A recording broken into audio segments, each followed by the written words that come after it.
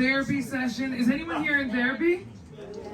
A few sad people. Most people in this country are just like, get out of here. We go to the pub. That's our therapy. We don't want any of that. I do my therapy online. I don't do it in person. Do you do yours online or in person? Online. It's way better that way. That way, when my therapist says stuff that like hurts my feelings or hits too close to home, I'm just like, ugh, the Wi-Fi, and I close my eyes. I don't pay you £100 an hour to tell me I have daddy issues. I slept with a 65-year-old last week. I'm aware. Thank you so much for coming up. But I didn't know therapists give you homework. Did you know this? Did your therapist give you homework?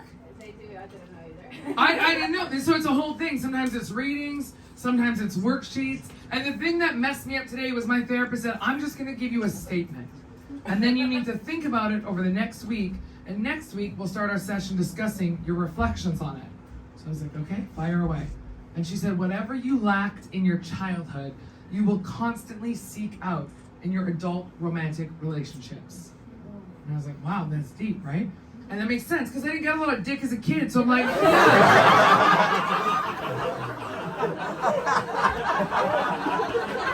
She's very good at what she does. That is why I paid her the big money.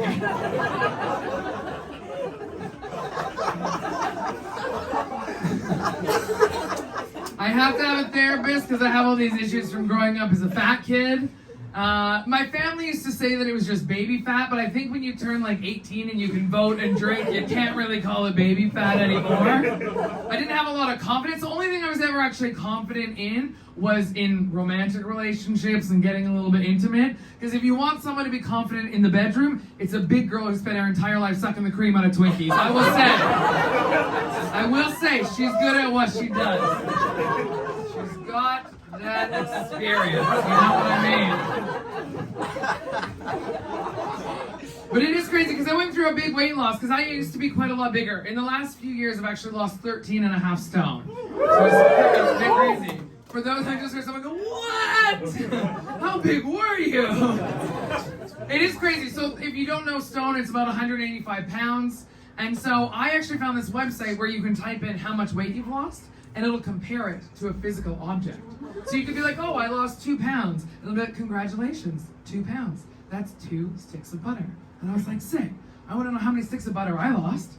So I typed in my starting weight, and I typed in my current weight, and a little window popped up, and it said, fun fact, at your heaviest, you weighed more than a giant panda.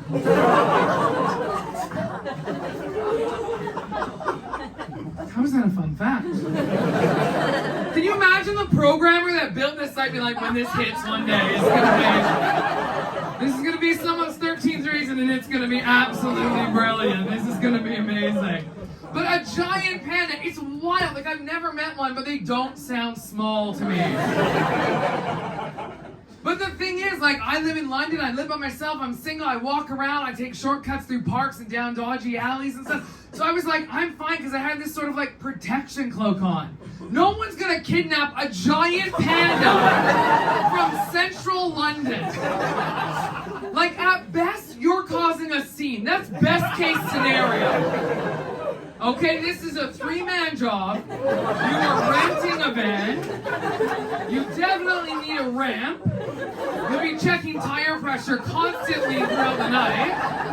Can you imagine how this scene would play out? I'd be halfway up the ramp. These guys would be sweating, be like, this is a mistake. I don't think this is a good idea. And I'm like, guys, you said there'd be pizza. What are we doing here? What are we doing?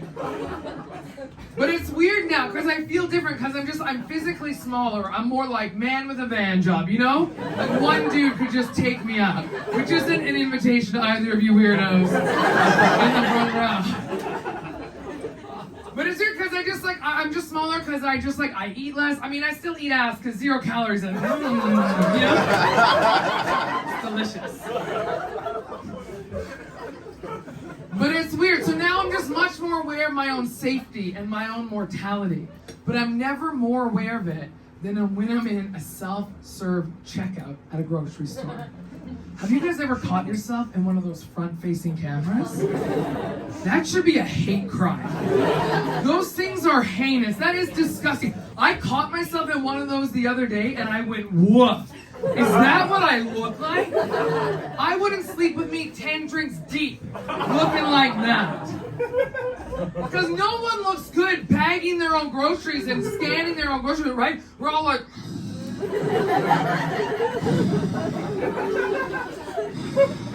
And then you go and you put something on a scale that's too light and it doesn't register, so it does the error thing, you're and you try to trick the machine, right? Because you're smarter than a stupid computer. So you put your hand on the scale and it's like... And you call the guy over to help you because it's literally his job, and he acts like you just punched his baby in the face. And he just comes up with his little card and he's like... And does a little thing and he's like... Idiot. As if it's your fault. But I was never more aware of my own mortality than the other day when I was there and I was looking at myself and I panicked. And all I could think was, oh my God, if I go missing when I leave this shop tonight, this is the footage that's going to be everywhere tomorrow. You imagine that? The headlines, have you seen this woman? You guys are like, oh God, somebody wanted that? Maybe let him have her? I don't know. Like, don't do me dirty like that. I swear to God. You guys, I have downloaded every Photoshop Facetune app imaginable. That is how I want to be remembered, for those pictures that I post. I want to be remembered for being the young, beautiful Korean girl that I am online. That's how I want to go out. But it's a very weird thing, right? Because I do stuff differently now than I did back then. Like back then, I'd order Uber Eats and I'd be like, hey guys, the food is here, because it was just loads of food. And I didn't want to be embarrassed at the amount that I ordered. But now it's just a safety thing. I'm like, guys, party's here. And it's like a 6-inch sub. I'm like, what is happening to you right now? What are you doing?